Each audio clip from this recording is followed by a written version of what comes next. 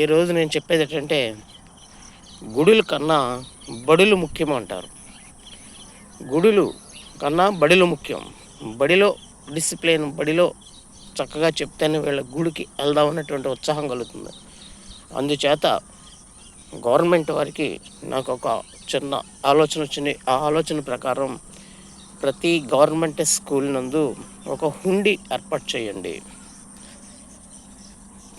Government schools అభివృద్ధి కొరకు,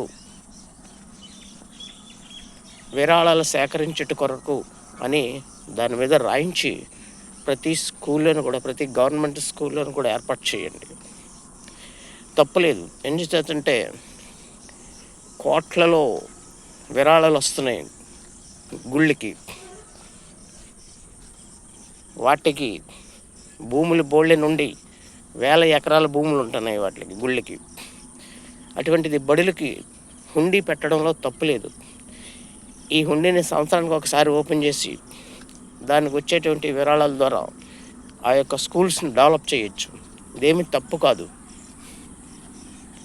కాబట్టి దాన్ని ఆ స్కూల్ హెడ్ మాస్టర్ని, గవర్నమెంట్ స్కూల్స్ ఓన్లీ, ఆ స్కూల్ హెడ్ మాస్టర్ని ధర్మకర్తగా పెట్టండి. దీంట్లో రాజకీయ